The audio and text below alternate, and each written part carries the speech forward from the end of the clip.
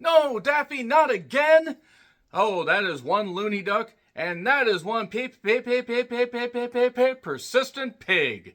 The Day the Earth Blew Up, a Looney Tunes movie, is the latest full-length feature Looney Tunes movie featuring Daffy Duck and Porky Pig trying to save the world after a mysterious mutant gum strain infects the world. Yeah, that's pretty much it right there. It's a little bit of a throwback to the 40s and 50s Looney Tunes cartoons, straight down to the animation style that I have to say, by the way, is fucking tremendous. The animation pops. It's great. It looks absolutely captivating. I love how it gave me a nostalgic, warm, fuzzy feeling. It's like a warm cup of cocoa and several other warm cups of cocoa, to the point that some of it gets to be room temperature because you can't drink that much goddamn cocoa. It's a little bit too sweet, if you get my drift. But that being said, we didn't get Coyote versus Acme because Warner Bros. Discovery is full of goddamn idiots, including David Zaslav. And boy, do I have choice words for that motherfucker if I ever somehow ran into him. Hey, you dumb,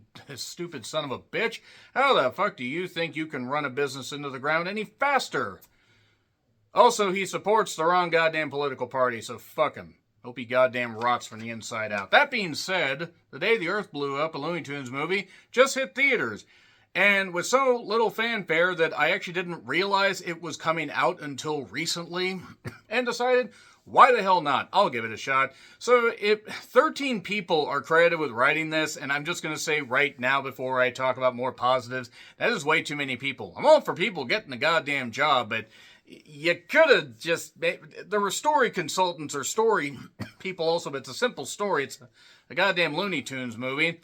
And it was written and directed by Peter Braungard, who's done some of the later incarnations of the Looney Tunes cartoons. Of course, Looney Tunes Back in Action, I think, was the last Looney Tunes animated full-length feature, even though it featured real people as well. They got a theatrical release. And one of the writers is Kevin Costello, who did Bad Trip and also the 2021 Tom and Jerry movie. And when I saw that, I was like, okay, this probably isn't going to be good.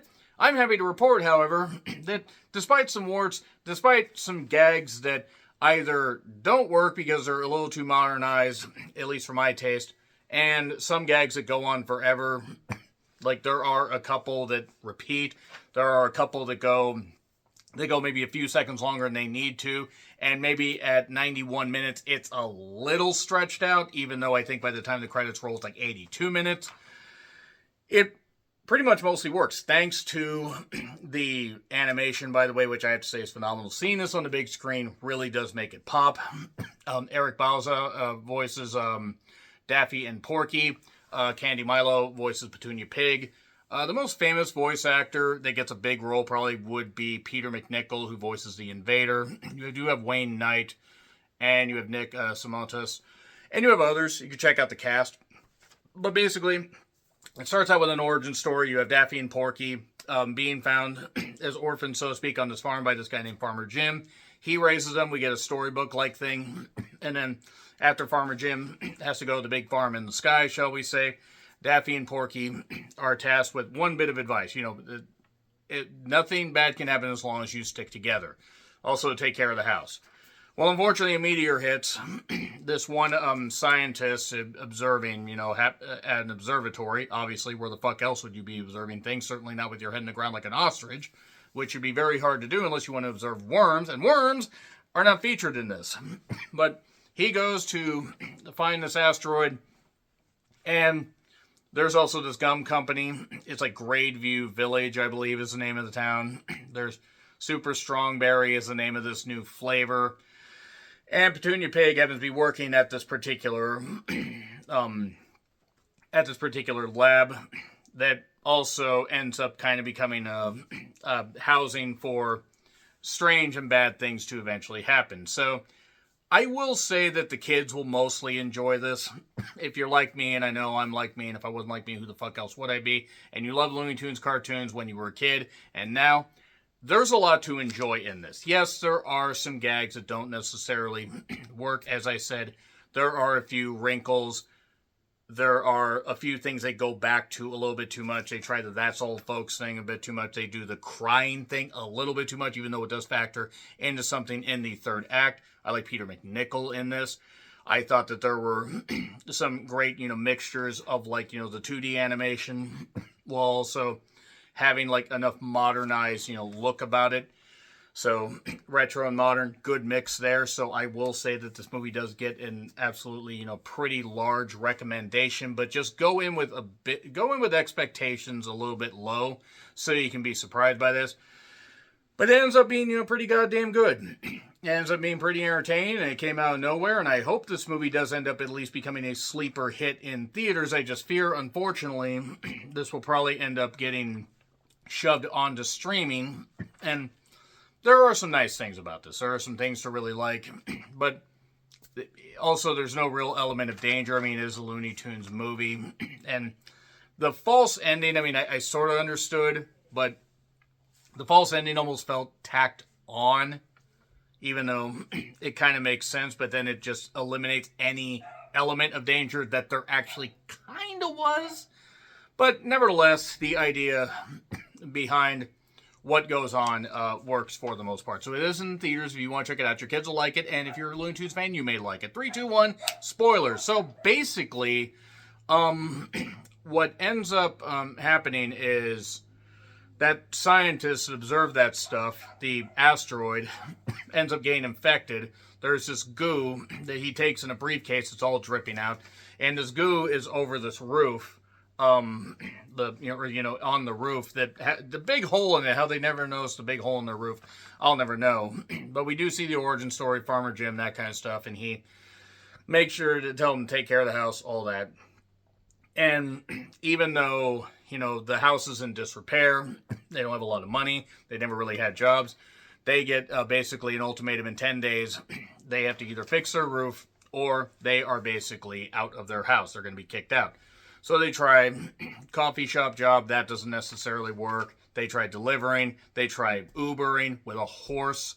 There's some good sight gags here, some good stuff. None of it works. They're down on their luck. They're down their last few bucks.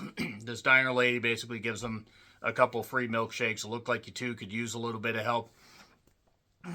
And they're just talking, and suddenly Petunia Pig shows up. Petunia Pig talks about she's trying to find the right formula for this flavor of this chewing gum. She is really good at scientific stuff. Porky obviously takes a liking to her being a pig and all that. And from there, we have a bit of a romance, and also Daffy believes in alien conspiracy theories, which leads to some stuff at times that works and some other stuff that doesn't necessarily work all that great. There are a few things I think that feel a little bit muted.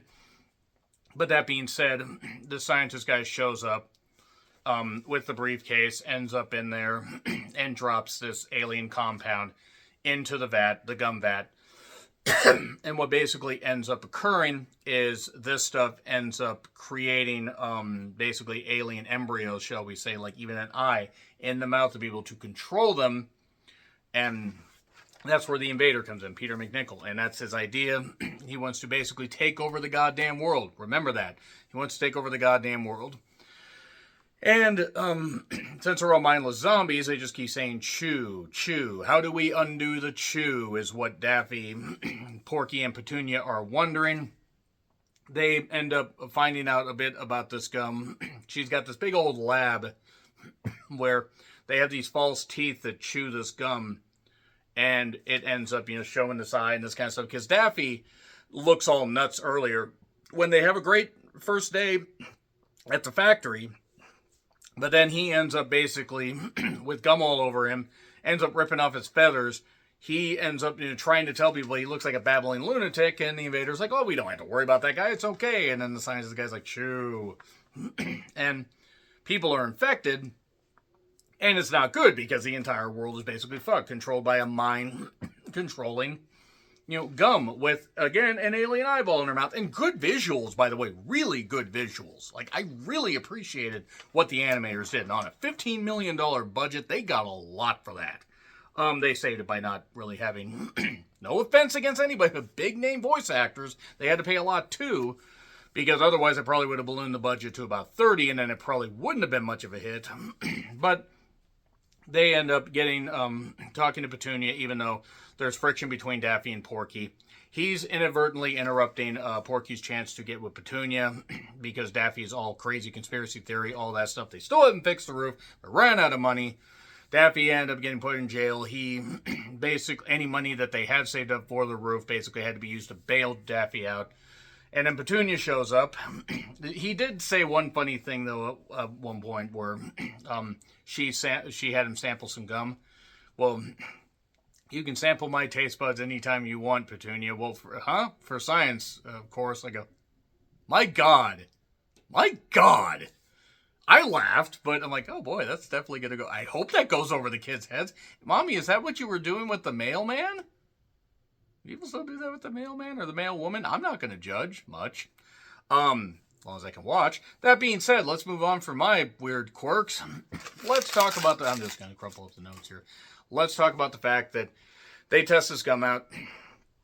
And there's this great scene in this basement, in Petunia's science basement, where this gum kind of becomes this, this entity, and it's attacking him and doing all this stuff and everything. And they find out how to kill it. There's this poison that makes him kind of burp this stuff out, and then they fry it. So that's what they were able to do. They were able to poison it and fry it. Kind of like Zombies Ate My Neighbors, but slightly less difficult to get through. God, that game was difficult. That being said, they then come up with a compound to do that, poison these, basically like egg stuff, like they had poison eggs and stuff like that, like, a compound to do that. But Porky decides he really wants to get with Petunia. He asks Daffy, hey, he smashes all these eggs and does all this stuff, and he wants a male duck to lay eggs, hocus pocus flippity flam razzmatazz and alakazam. If you get that, God, you are as old as I am.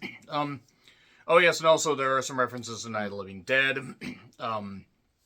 The Invasion of the Body Snatchers, even the old-timey Prospector. I think even the old Elmer Fudd design, like from way long ago. There are some good references in this. And basically, Porky and Petunia are doing really, really good. They're taking a lot of the numbers down, and the invader's like, what the fuck? What the hell's going on? Shoo, well, you're no help, this science guy. And the idea, they can't do too much. Daffy has a mallet and is going to do his crazy thing. Woohoo, woohoo, woohoo, woohoo. Well, he ends up, unfortunately, inadvertently smashing the stuff that they were using to get the people back to normal. And now, all of a sudden, they're captured. They manage to barely escape, but Petunia ends up getting captured and taken over by the gum. And then Daffy and Porky are at odds. None of the stuff's going on. None of the stuff's really going well. They end up getting taken by Petunia and the ship up there, and the invaders like, what were you doing? What the hell? All this. They're in this electronic jail thing, where basically the world is now engulfed in this bubble because everybody was able to blow and they were able to encase this world in this bubble. So basically the invader has taken over Earth. Even though he can't penetrate the bubble.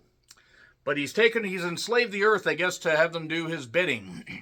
So Daffy and Porky basically end up realizing they dishonored Father Jim. They are friends, but God, they've done all this terrible stuff, and they start crying and crying and crying, and then they fry the electrical stuff, and they do that, and then if they hadn't done the crying thing a few times before, I might have, found that. I mean, I don't know. Maybe it was just by this point it was starting to test my patience a little bit, just a little bit. Still a good movie. But, warts and all, the movie's still pretty good. They managed to get free.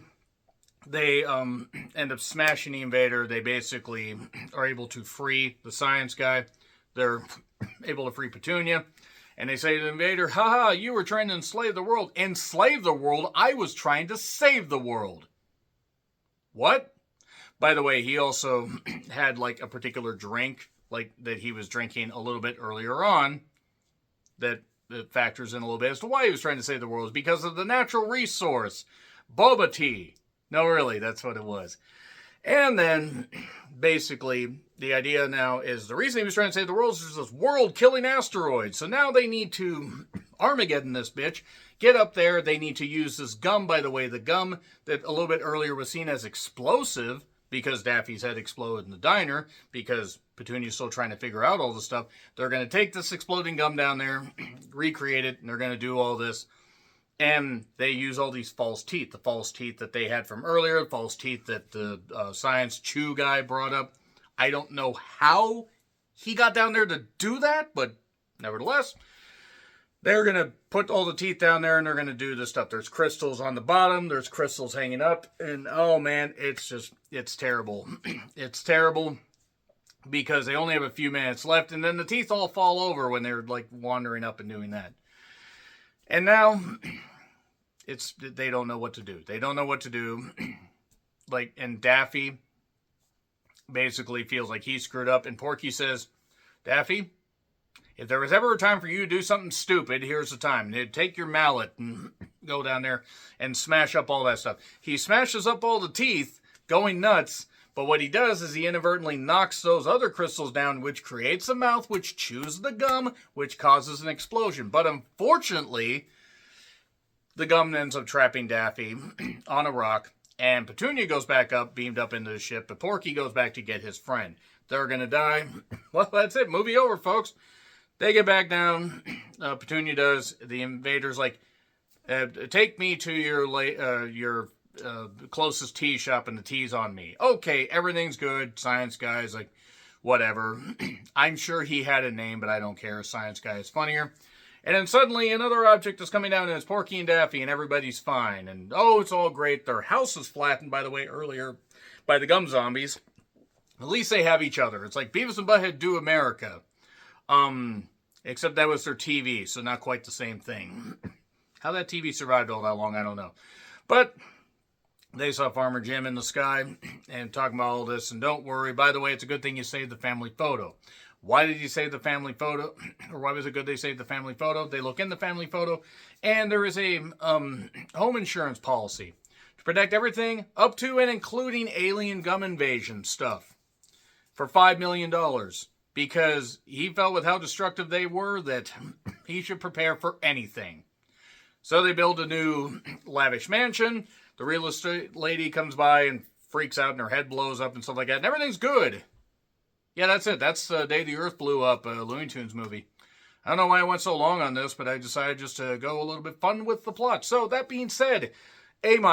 Fun, not necessary. It has issues, but A- for the entertainment, the animation, stuff like that. So agree, disagree, what I said, like, share, subscribe, Twitter, Letterboxd, Blue Sky handles in the description. I'm John Rethlin. I'll see you soon.